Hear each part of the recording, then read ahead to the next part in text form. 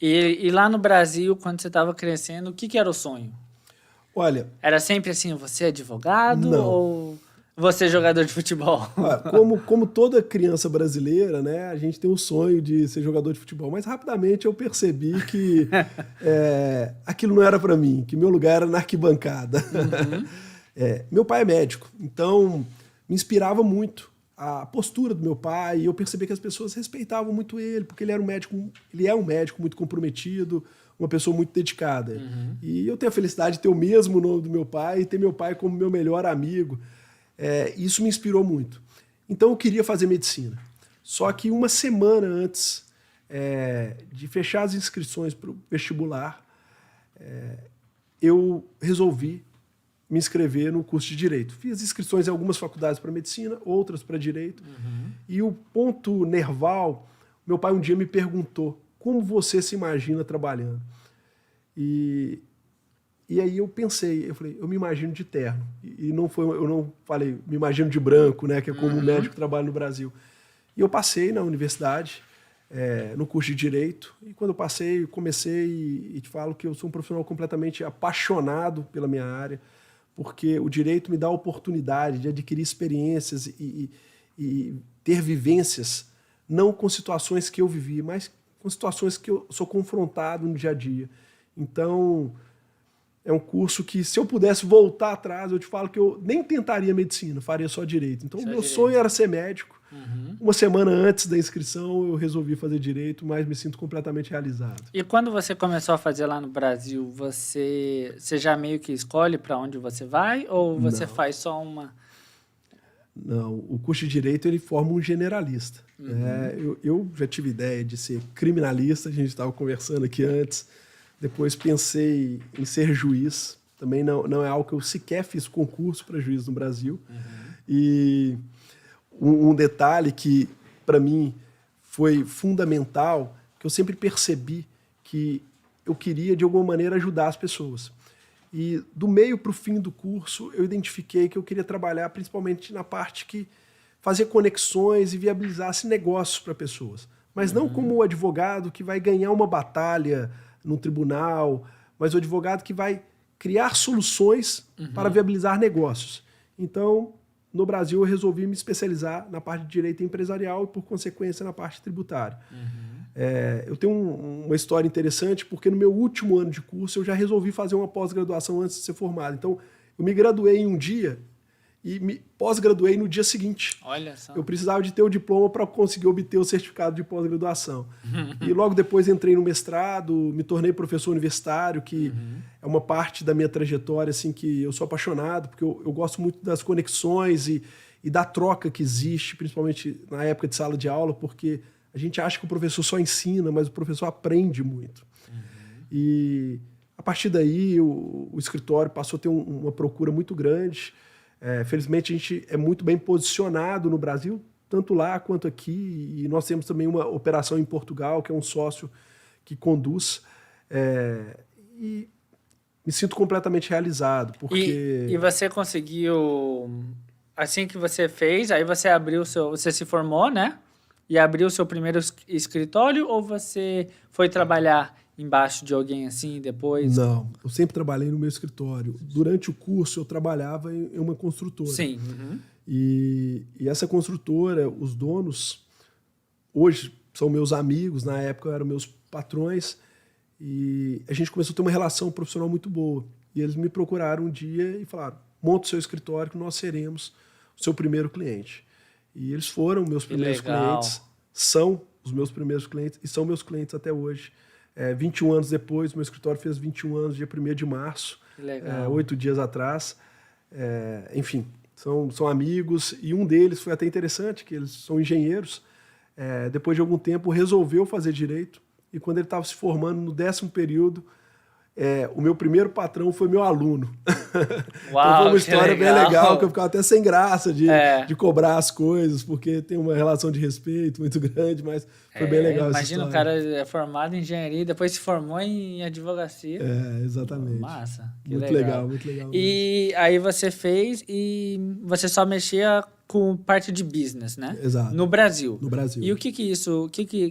Qual que era o dia a dia? O que o povo, um empresário te procura para fazer? No Brasil, a gente tem um ambiente empresarial extremamente complexo, porque abrir uma empresa, naquele tempo, hoje melhorou bastante, era difícil, fechar a empresa quase impossível, as regras trabalhistas são muito complexas, então tinha muitas demandas trabalhistas, demandas tributárias e muitas questões contratuais. Então, o trabalho era justamente viabilizar negócios amarrando sob a ótica contratual. Esse era o meu trabalho. Eu era um advogado que tentava viabilizar negócios para os meus clientes. E quando começou a surgir a demanda aqui nos Estados Unidos, eu percebi que o que afligia, principalmente o brasileiro, era a imigração. Não adianta pensar no business, pensar numa série de coisas, se não resolve a questão do visto. Sim. E foi algo que eu me apaixonei, porque o que eu falo é o seguinte, o processo imigratório, ele não é um adesivo que se cola no passaporte ou um cartão que entrega para o cliente. É o sonho de uma família. Então, quando o pai de família ele toma a decisão de vir para os Estados Unidos, ele está mudando o futuro dele, da esposa dele, ele está mudando também o futuro dos filhos dele. Então, é uma decisão de uma carga de responsabilidade muito grande.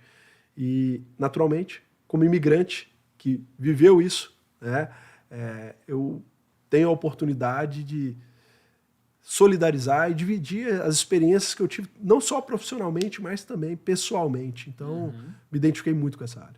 Legal. E por que é tão complicado a questão de advocacia lá no Brasil, o negócio de juiz? Um dia a gente estava vendo uns documentários aí da Botkiss e tal, e aí eu estava vendo assim como que funciona lá, né? Sendo nascido aqui em Orlando e nos Estados Unidos, eu sei daqui, né? Formado aqui e tal. Aí eu achei muito complexo negócio de o juiz, aí tem 12 outras pessoas, aí tem num quartinho. Achei muito complexo entender. Quando aqui é o juiz, né? Aí você tem o jury, aí quem tá para trás não é nada ali, né? Porque é só quem tá vendo, família, repórter, nem pode aqui, né? Aí tem o escritor, o scriber, que é quem fica lá, o court deputy, um lado que é o public defender e o attorney do estado, né? Só. Aí lá eu não entendi nada. Olha, na verdade a gente tem sistemas jurídicos diferentes, né? Aqui nos Estados Unidos chama common law, no Brasil civil law. Agora, o que aconteceu na Botkiss, eu vi a série também, né? E também lembro do que aconteceu lá com clareza. Eu estava no país no momento. Ali é um júri que está acontecendo. E os jurados são pessoas do povo, selecionadas, até se assemelha com o que é nos Estados Unidos. Como que aqui é. O ponto central é que, até em termos estruturais, os tribunais brasileiros não são tão estruturados quanto os tribunais americanos, mais simples. E aquele crime é uma comoção muito grande, porque a grande questão ali, e que parece uma certa desorganização, eu até discuti isso num grupo de amigos que são advogados, depois que nós vimos a série, é porque se é um crime doloso, e o crime doloso é intencional, ele deve ser julgado pelo júri. Se é um crime culposo, e o crime culposo é um crime que não é intencional, ele deve ser julgado por um juiz singular. E a disputa da série é basicamente essa. Porque o julgamento pelo júri traria uma comoção maior e a probabilidade de penas mais altas também maior. O grande ponto ali, eu vou matar minha saudade da época de professor universitário, viu, Matheus? É que existe uma discussão, e essa discussão é clássica no direito, tem uma coisa que chama dolo eventual. O dolo é o crime intencional. Então, o dolo eventual é quando a pessoa ela prevê o risco e ela assume o risco. Ou seja, eu sei que pode pegar fogo, mas eu não estou nem aí. Normalmente, quando a pessoa pensa nessa possibilidade, a palavra que vem na cabeça dela é dane-se, não estou nem aí. Agora, a culpa consciente é quando a pessoa ela prevê que pode acontecer, mas ela fala, não é possível, isso não vai acontecer comigo. Então, ela não assume o risco. É muito subjetivo. E a grande discussão é essa. O ponto central ali é se o dono da boate, pessoal da banda, todos envolvidos, naquele momento, eles tinham a condição de assumir o risco, prever o que poderia acontecer em razão da conduta inadequada deles. Isso é muito difícil, porque aquele crime foi o maior incêndio em boates na história do Brasil. Então, assim, ao mesmo tempo que há um afã interno de justiça, que a gente quer a punição, mas na hora que a gente pega o texto legal, será que era possível ter essa previsibilidade? Então, é um caso extremamente polêmico, a gente fala que as opiniões são muito divididas, Sim. e até a gente, dependendo do momento, oscila, entendendo que foi dolo ou culpa, né? Então é um caso muito difícil. E quem não tá lá, eu vejo que é muito mais difícil, porque tem pessoas que, assim, você só vai saber... Tudo depende de como você é mostrado, como é você vê, né? Porque viu que tem dois, né? Tem um na Netflix e tem uma na Globo. Os dois, se você vê, conta uma versão meio diferente, né? Eu achei que no da Globo, você meio que fica mais com o lado da família. No da Netflix... Não, inverso. Você fica mais no lado dos que estão culpados ali. Não do lado, assim, eu falo, mas...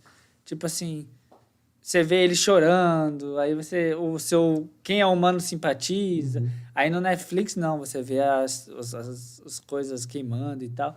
Então, tudo depende de como é narrado ali. Aquilo ali é uma tragédia, né? Enfim, Mas a minha questão é assim, por que tem 12 pessoas? Tinha uma hora que tinha um monte de juiz. Eu não entendi isso. Não, ali são teoricamente seriam os jurados, tá? A hora do monte de juiz foi no final. É porque... Que aí eles decidem. Aquilo ali foi para o tribunal, para o STJ, que é o final. É um tribunal, a terceira instância, para ela julgar se a decisão anterior foi correta ou não. E aí é uma decisão que não é um juiz, é um colegiado. É como se fosse a Suprema Corte aqui. O Supreme Court aqui. Exatamente. Okay. Tá? Só que no Brasil a gente tem duas terceiras instâncias. Tem o STJ, que é onde teve o julgamento, e tem o STF, que é o outro que seria o equivalente à nossa Suprema Corte aqui nos Estados Unidos, que é onde todo dia tem alguém dando uma opinião ligada a temas mais constitucionais relacionados à política. É o último passo. Último.